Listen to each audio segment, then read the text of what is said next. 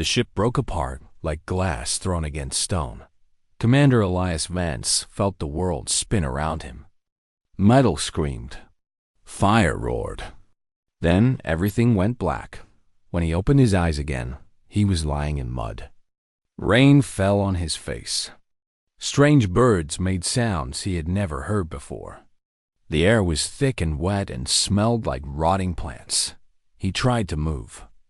Pain shot through his left side. He looked down and saw blood on his uniform, but the wound was not deep. He had been lucky. He forced himself to sit up and looked around. The jungle stretched in every direction. Trees taller than buildings rose toward a gray sky. Vines hung from branches like ropes. Insects buzzed around his head. Everything was green and wet and alive. Pieces of the Herald's Promise lay scattered across the forest floor. The main body of the ship had torn a long scar through the trees before stopping against a rocky hill. Smoke rose from a dozen fires. Sparks jumped from broken wires. Elias stood slowly. His legs shook but held his weight. He checked his belt. His knife was still there. His emergency kit was gone, lost somewhere in the crash. He had nothing else. He started walking toward the main wreckage. The ship was destroyed beyond any hope of repair. The hull had cracked open like an egg. Navigation was gone. The engine was scattered across 2 kilometers of jungle. The communication array was nothing but twisted metal and melted plastic. No beacon. No way to call for help. The next scheduled contact with Fleet Command was 11 months away. When the Herald's Promise failed to respond, they would send a rescue ship. Until then, Elias was alone on a planet that had never known human feet. Or so he thought. He heard the sound first. A weak musical cry coming from somewhere to his left. He followed it, pushing through thick undergrowth, until he found the source. A cargo container had fallen from the ship and landed on its side. Trapped beneath it was a Valkyrie. Elias had worked with Valkyrie before. They were tall and thin, with 4 arms and skin that was almost see-through. Their bodies glowed with soft light that changed color based on their emotions. This one's light was dim and flickered with pale blue.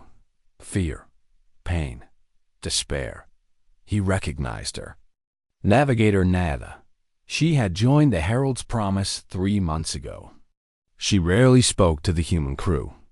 She spent most of her time in her quarters, studying star charts and writing reports that no one read. Now she lay in the mud, her lower body crushed beneath metal, her compound eyes staring up at him with an expression he could not read. "Hold still," Elias said. "I'm going to get you out." He examined the container. It was heavy, but it had landed at an angle.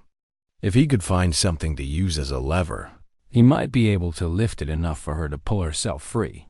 He found a metal beam nearby. It took him 20 minutes to position it correctly. His muscles burned as he pushed down with all his strength. The container lifted. Just a little. Just enough. "Now," he grunted. "Move now." Nada dragged herself forward with her upper arms. Her lower right arm hung at a wrong angle, clearly broken. She made a sound of pain but kept moving until she was clear. Elias let the container fall and collapsed beside her, breathing hard. They lay there in the rain for a long time. Finally, Nada spoke. Her voice was like wind chimes in a storm. "The ship is destroyed." "Yes." "There is no way to signal for help." "No. Rescue will not come for 11 standard months." "That's right." Nada's light patterns shifted to a deep purple hopelessness. "Then we will die here. We have no food, no shelter, no medical supplies, no tools. My species cannot survive without proper nutrition. I will be dead within 20 days. You will last perhaps twice that long." Elias sat up. He looked at the jungle around them. Rain dripped from leaves the size of doors. Something howled in the distance. The air was so humid that breathing felt like drinking water. "We have a forest," he said. Nava stared at him. "A forest is not supplies. A forest is wilderness, chaos. A forest is materials. Food, water. Everything we need is here. We just have to find it. You do not understand." Nava's voice carried a strange tone. Not quite anger. Closer to exhaustion. "I have studied your species. You are young. Your civilization is barely 10,000 years old. My people have existed for 300,000 years. We have seen species come and go. We have watched empires rise and fall. We know how the universe works." She gestured with her two working arms at the jungle around them. "This is not survival. This is extended death. The mathematics are clear. Two beings with no equipment, no supplies, and no support cannot survive on an unknown world for 11 months. It has never been done. It cannot be done." Elias listened to her speech. He understood what she was saying. He even understood why she believed it. Her people had built their civilization on logic and calculation. They planned everything. They prepared for everything. When preparation was impossible, they accepted defeat. Humans were different. Elias stood and walked to where Nada lay. He knelt beside her and began examining her broken arm. She flinched when he touched it, but did not pull away. "I'm going to set this bone," he said. "It will hurt. Try not to move." "Why?" she asked. "What is the point? We are going to die regardless." Elias found 2 straight pieces of metal from the wreckage. He tore strips from his uniform to use as bandages. He worked carefully, aligning the bone as best he could, binding the splints tightly in place. "When I was young," he said as he worked, "my grandmother told me a story. She said that humans have always lived in places they should not be able to live. Deserts where there was no water. Mountains where there was no air. Ice fields where there was no warmth. Every time, someone said it was impossible. Every time, humans did it anyway." He finished with the splint and sat back. "Maybe you're right," he said. "Maybe we will die here. But I'm not going to sit in the mud and wait for it. I'm going to build a shelter. I'm going to find food. I'm going to survive as long as I can. And if death wants me, it's going to have to work for it." Nada looked at him for a long moment. Her light patterns shifted through colors he did not recognize. "You are either very brave," she said finally, "or very stupid." Elias smiled. It was the first time he had smiled since the crash. "My grandmother said those are often the same thing." He stood and offered her his hand. "Come on. We have a lot of work to do before dark." Nada hesitated. Then, slowly, she reached up with her good arm and let him pull her to her feet. She did not believe they would survive. She did not believe it was possible. But something in the human's eyes made her want to see what he would try. By the end of the first month, the crash site had become something else. Nada stood at the edge of what Elias called the compound and tried to understand what she was seeing. Where there had been only jungle and wreckage, there were now structures, buildings, systems, place that looked less like a disaster and more like a beginning. The shelter had grown into a proper building with walls of woven branches sealed with mud and a roof of layered leaves that kept out the rain. Beside it stood a second structure for storing food. A third held tools and supplies salvaged from the ship. A fourth was the smokehouse, where Elias preserved meat from the animals he hunted. Water no longer came from the muddy stream that ran through the jungle. Elias had built a filtration system using pieces of the crashed hull. Rain fell into collectors made from bent metal. The water flowed through layers of sand and charcoal and came out, clean enough to drink without getting sick. A small garden grew near the main shelter.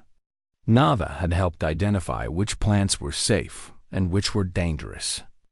Elias had dug up the safe ones and replanted them in rows so they could be harvested easily. He added waste from the latrine to the soil because, he explained, this was how humans had grown food for thousands of years before. They had machines to do it for them, but the most impressive thing was the wall. It was not a wall like the walls of Valkyrie cities, which were made of smart materials that could repair themselves and change shape as needed. This wall was made of wood. Thick logs cut from fallen trees and sharpened at the top into points. They stood in a circle around the entire compound, 3 meters high, driven deep into the ground. Elias had built it almost entirely by himself. He had spent 2 weeks cutting trees with a salvage saw, dragging logs through the jungle, digging holes, raising the heavy timbers into place. His hands had bled. His back had ached. He had lost weight. He could not afford to lose. Nada had asked him why. The large predators, she said, have not come near the camp in 9 days. They seem to avoid the smell of the fires. The wall seemed like a waste of energy. Elias was digging another post hole. He did not stop working as he answered. It is not for the predators we have seen, he said. It is for the ones we have not seen yet. It is for the flood that might come when the rains get heavier. It is for the windstorm that might knock down trees. It is for all the bad things that have not happened yet, but probably will. Nada thought about this. Her people planned carefully for known dangers. They built systems to handle expected problems. But they did not waste resources preparing for things that might never occur. It was inefficient. It was illogical. You are preparing for disasters that may never happen, she said. Double quotes. Yes. Why? Elias stopped digging. He leaned on his shovel and looked at her with tired eyes. Because they always happen eventually, he said. Maybe not tomorrow. Maybe not next month. But someday, something bad will come. And when it does, I want to be ready. He went back to digging. Nada watched him work. She thought about the mathematics of probability. She thought about resource allocation and efficiency curves. She thought about everything her people had taught her, about survival and planning and logic. Then she thought about the humans standing in front of her, covered in mud and sweat, building a wall against dangers he could not name. And she realized that perhaps there were kinds of wisdom that mathematics could not measure. As the weeks passed, Nada found herself changing in ways she did not expect. Her body grew stronger. The mineral paste that Elias made became part of her daily routine, and though it never tasted good, it kept her alive. Her broken arm healed, slowly but completely. She began to help with the work around the compound. Her mind changed too. She learned to see the jungle differently. Where she once saw only chaos and danger, she began to see resources and opportunities. The vines that hung from trees could be woven into rope. The clay near the stream could be shaped into containers and hardened in fire. The bones of hunted animals could be carved into needles and hooks and tools. She learned to think like Elias thought. Not in terms of what was impossible, but in terms of what might be possible if she tried hard enough. One evening, she found Elias sitting by the fire, working on something small. She sat beside him and watched his hands move. He was making a bowl. A simple thing, shaped from clay, smoothed with wet fingers. It was not beautiful. It was not perfect. But it was something he had created from nothing, and he smiled as he worked on it. What is that for? Nada asked. Nothing important, Elias said. I just wanted to make something that was not about survival. Something that was just mine. Nada did not understand at first. Everything else they did had purpose. The shelter kept them dry. The food kept them alive. The wall kept them safe. Why make something that served no practical function? But as she watched Elias work on his bowl, she began to see that survival was not just about keeping the body alive. It was about keeping something else alive too. Something inside. A part that needed beauty and creation and hope. A part that could die even if the body continued to breathe. The bowl was ugly and uneven and would probably crack the first time it was used, but Elias loved it. And Nada thought that perhaps this was the most human thing she had ever seen. On the last day of the first month, Elias climbed the watchtower he had built at the center of the compound. Nada climbed up beside him. Together, they looked out at what they had created. The compound spread below them like a small village. Smoke rose from the cooking fire. The garden was green with growing plants. The wall stood strong and tall against the jungle. They had started with nothing. Now they had something. "We might actually survive this," Nada said. It was the first time she had said those words without doubt in her voice. Elias nodded. He looked tired, as he always did now. The work was endless, and his body was slowly wearing down. But there was something in his eyes that had not been there in the beginning. Pride, perhaps, or satisfaction. "We might," he agreed. "But we are not safe yet. The wall is only the beginning. We need better weapons, better traps, more food stored for emergencies. We need to explore further and learn more about this world." He turned to look at her. "We have survived 1 month. We have 10 more to go. And somewhere out there in that jungle, something is waiting for us. I can feel it." Nada wanted to tell him he was being dramatic. She wanted to say that his human instincts were not scientific evidence of danger, but she had learned to trust his instincts.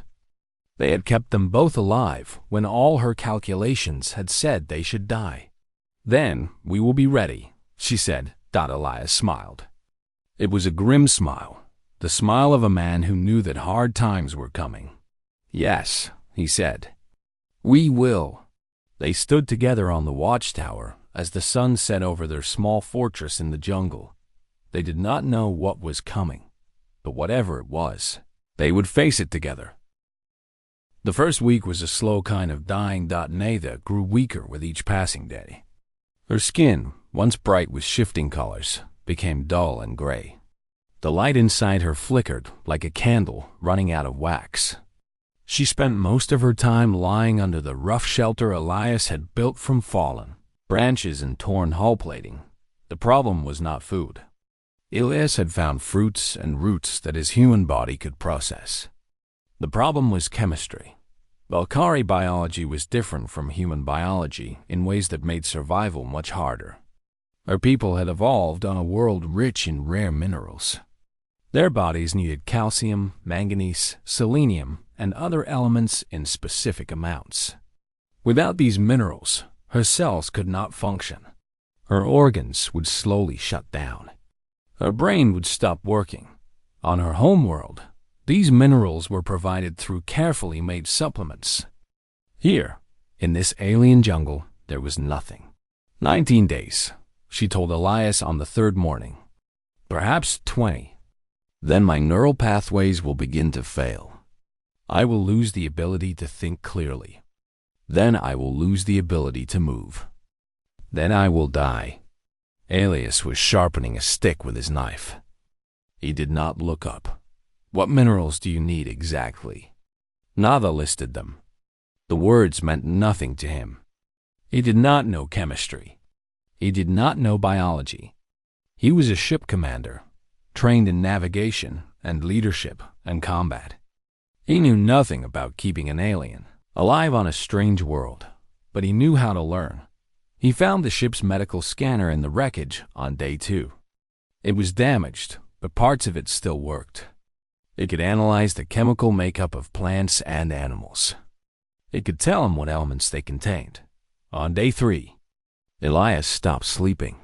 He moved through the jungle in ever-widening circles, collecting samples of everything he found: leaves, bark, roots, fungus, insects, small animals that he caught in traps made from wire and sticks. He brought everything back to the camp and scanned it, writing down the results on a cracked datapad. most of what he found was useless. Some of it was dangerous. On day 4, he ate a small red berry that grew on a vine near the water. The poison hit him like a fist. His stomach cramped. His vision blurred. He fell to the ground, and his body shook so hard that his teeth cut his tongue. White foam came from his mouth. For 10 minutes, he was certain he was going to die. Then it passed. He lay in the mud, gasping, covered in his own vomit. Nada had crawled from the shelter to watch. Her light patterns were solid black. Horror. "You are killing yourself," she said. "This is madness." Elias wiped his mouth with a shaking hand. He reached for the datapad and made a note. Red berry. Vine near water. Extreme neurotoxin. Do not eat. "Now I know," he said.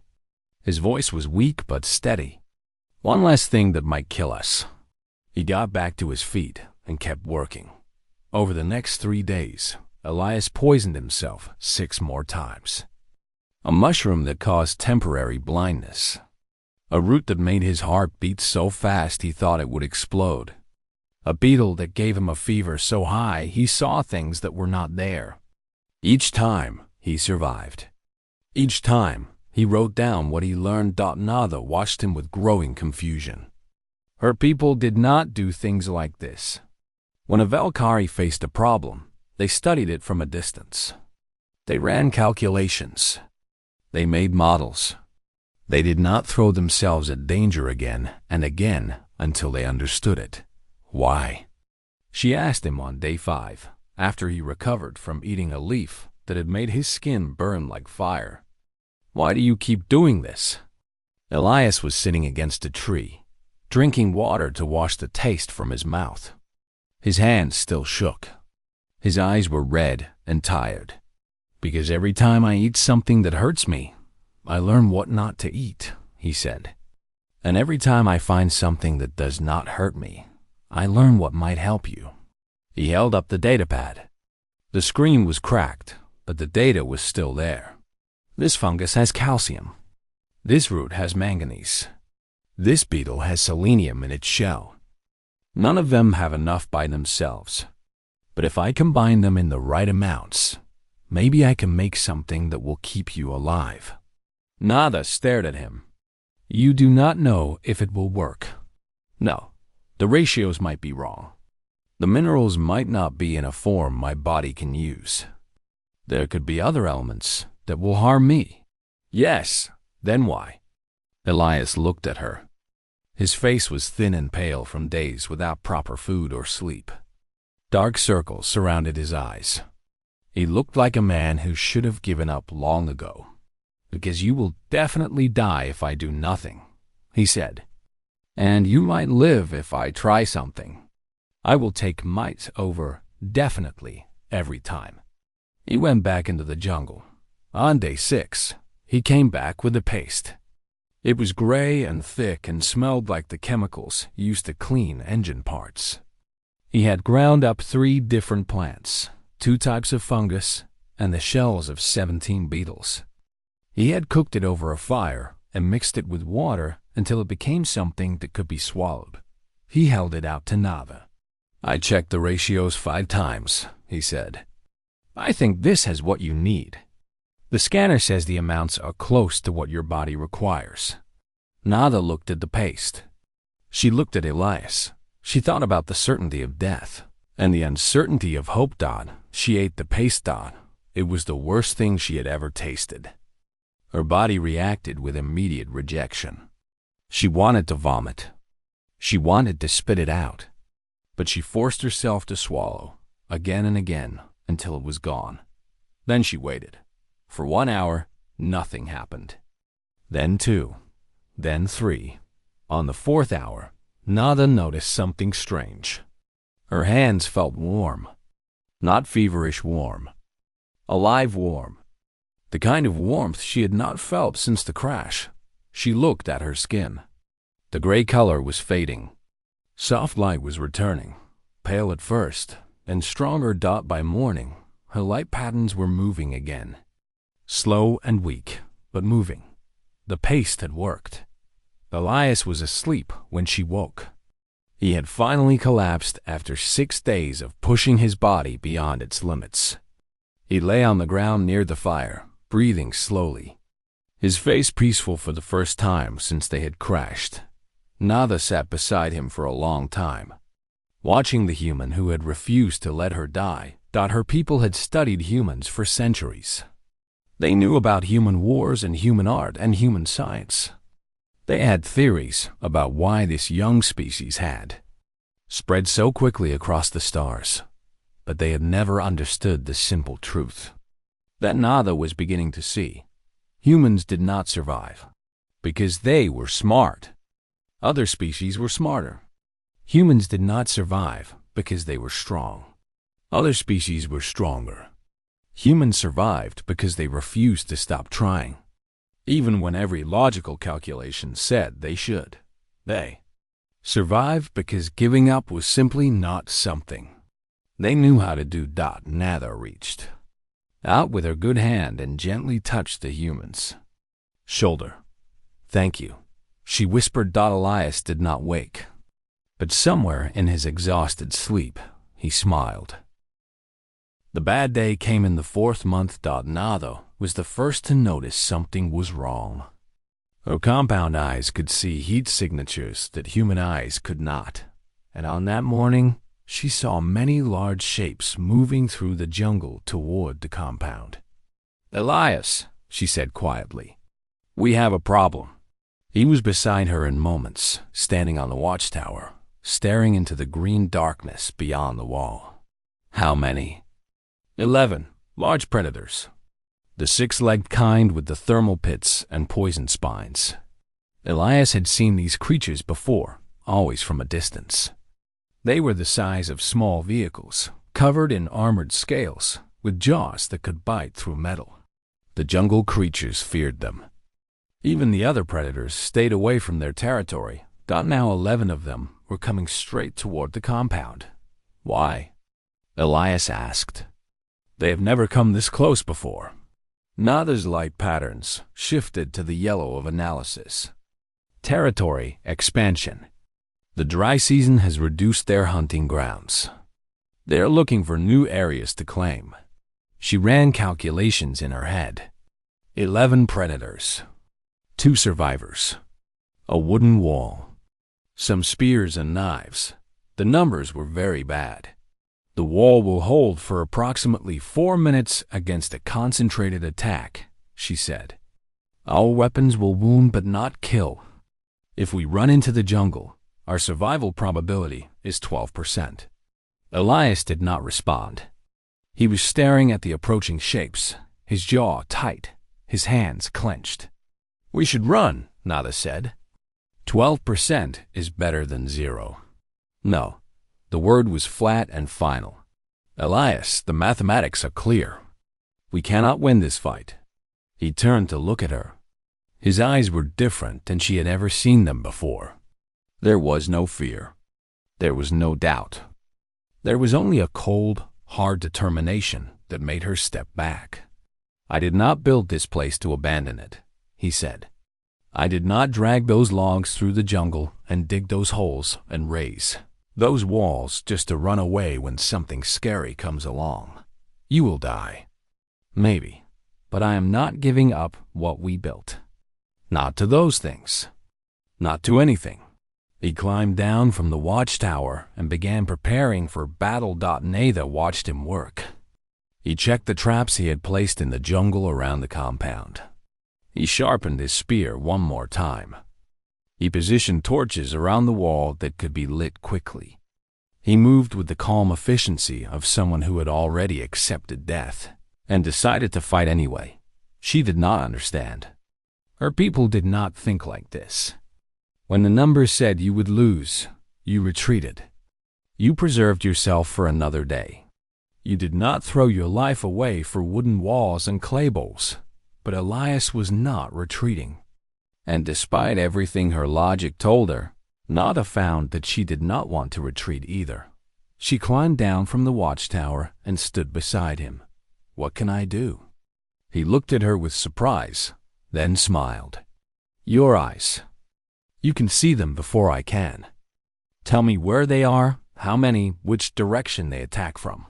I can do that. Good. He handed her a torch. And if they get through the wall, use fire. They do not like fire. The predators reached the compound as the sun reached its highest point. Nada saw them clearly now. They were even more terrifying up close. Their scales were black and shiny like whetstone. Their eyes glowed with dim red heat. Their spines stood up along their backs, dripping with poison that could paralyze prey in seconds.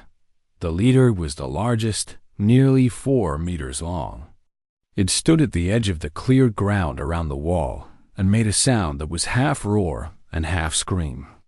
The others spread out in a circle, surrounding the compound. Then they attacked.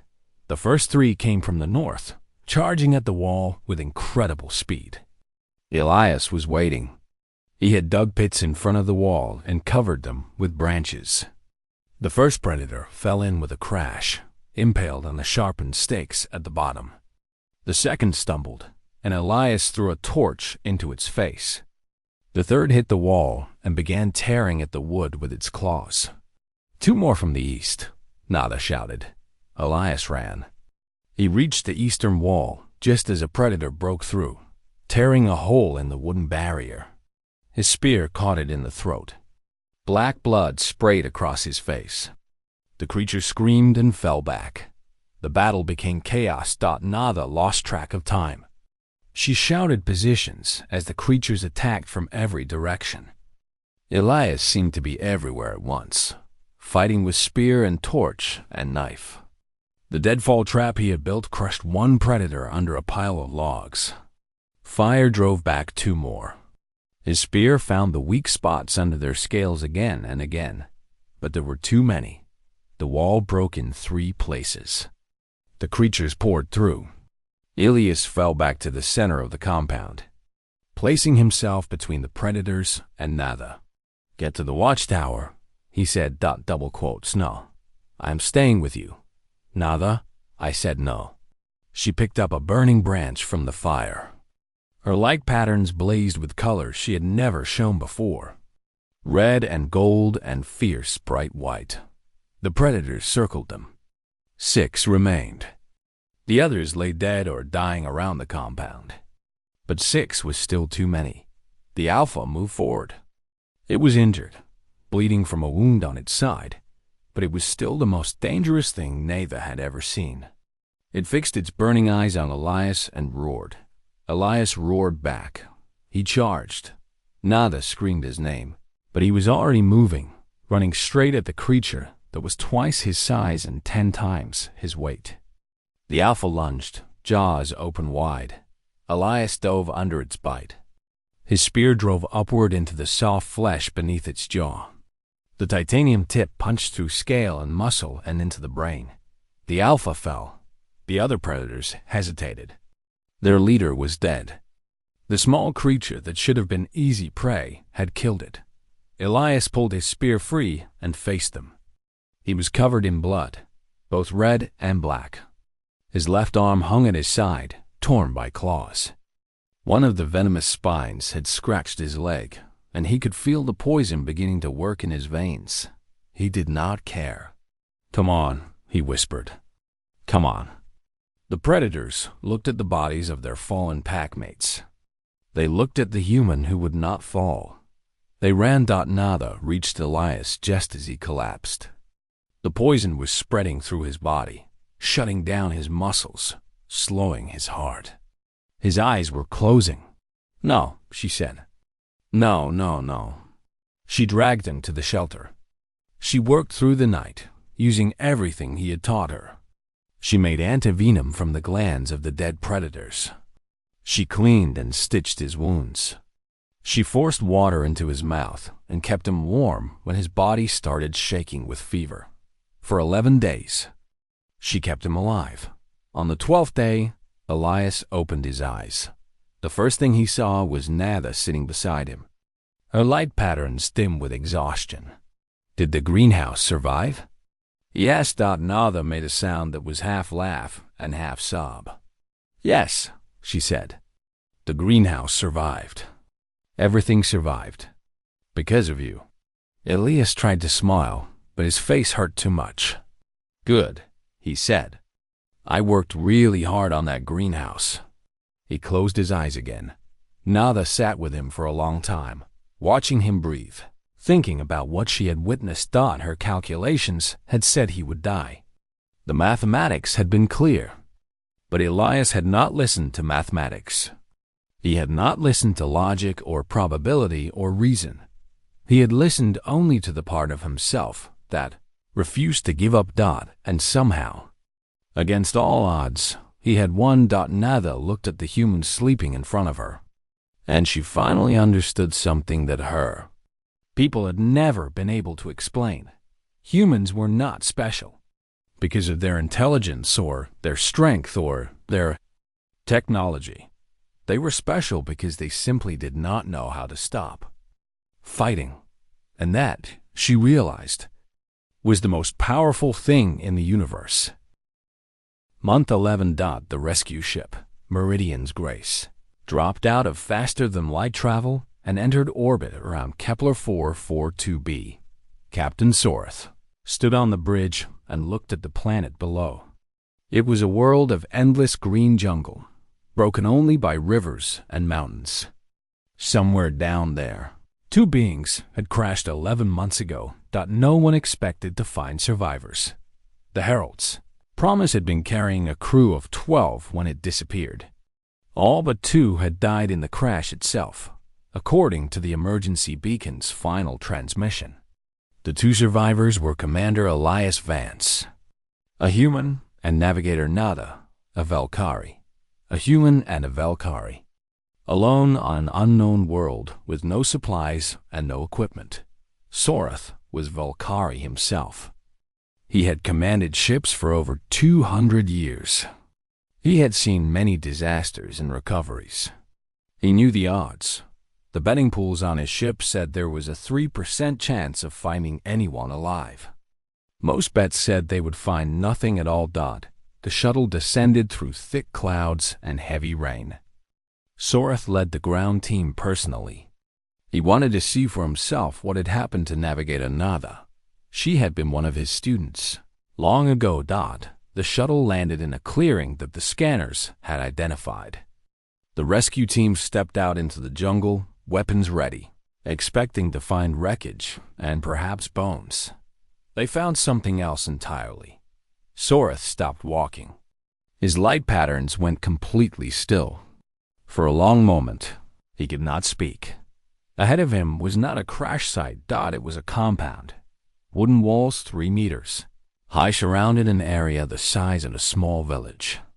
Smoke rose from within. He could see the tops of structures built from logs and salvaged metal. A watchtower stood at the center, flying a flag made from torn cloth. Someone was alive. The main gate opened as they approached. Standing there, waiting for them, were 2 figures.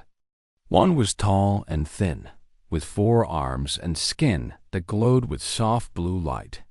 The other was shorter, stockier, with brown skin and tired eyes and scars that covered most of his visible body. Nada and Elias. They were alive. Sorth walked forward slowly, trying to understand what he was seeing. The compound stretched out behind the 2 survivors. There were buildings for sleeping and storage. There was a garden full of growing plants. There were tools made from metal and bone and wood. There was a forge, still smoking from recent use. There was everything needed to survive for years, not months. Navigator Nada, Sorth finally said. Report. Nada stepped forward. She moved differently than Sorth remembered. There was a confidence in her movements that had not been there before. A strength.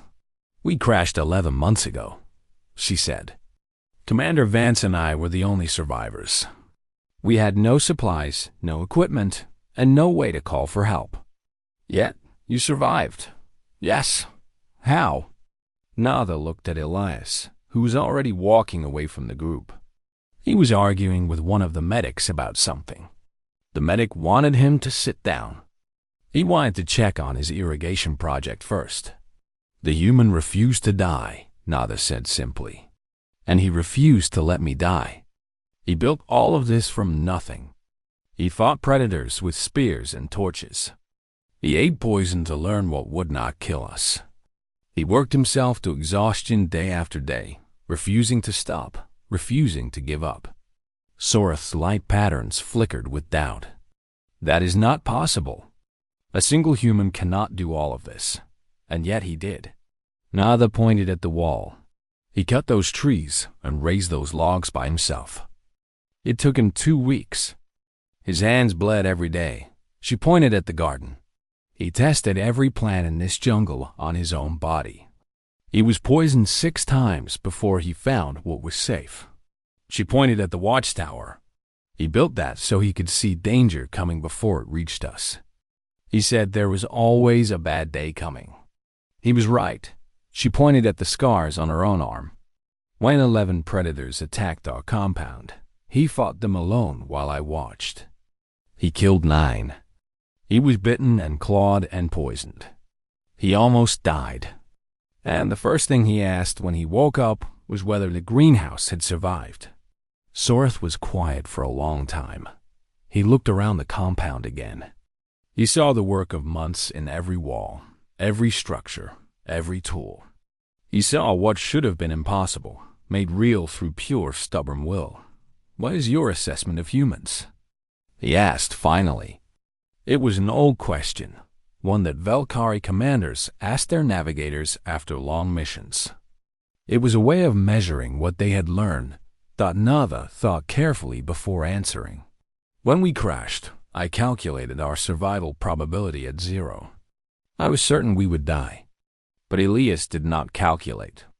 He did not accept my numbers. He simply began working to survive, as if the mathematics did not matter. She paused. I have studied humans my whole life. I thought I understood them. I was wrong. They are not intelligent like Velkari are intelligent. They do not plan like we plan. They do not think like we think. And what are they? Nada used a human word, one that had no exact translation in the Velkari language. Stubborn, she said. They are stubborn in ways we cannot understand. When the universe tells them something is impossible, they do not listen. When mathematics says they will fail, they try anyway. When death comes for them, they fight back. She looked at Soreth with eyes that had seen things no Velkari had seen before. I believe we should be grateful they are friendly, because I do not think anything in the galaxy could stop them if they were not.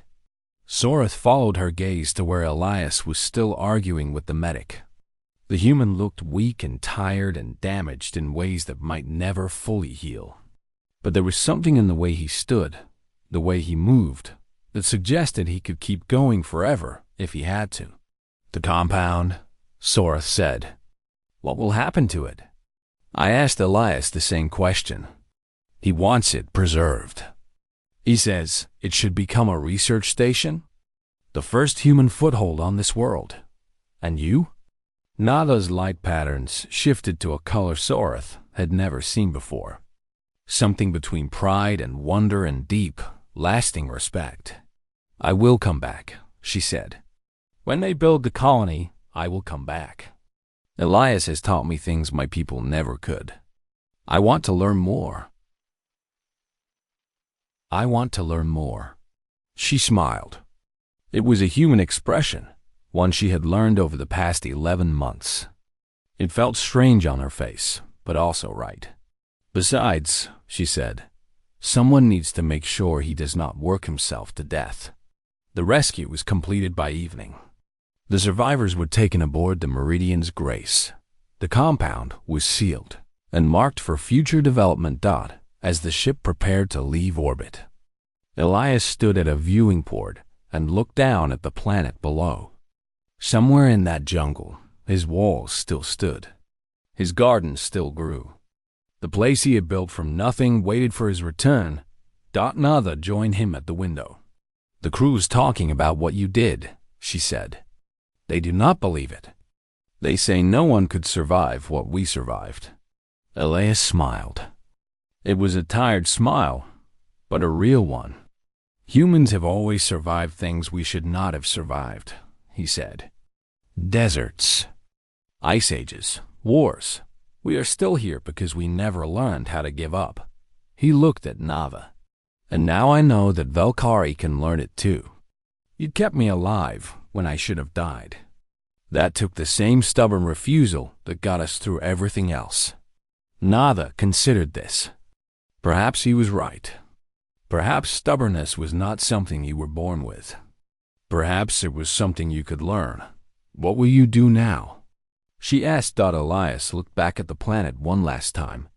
Rest, heal, then come back and finish what I started. The ship jumped to faster than light speed. The planet disappeared from view, but somewhere in the jungle, the walls still stood, built by a human who refused to die. Built to last.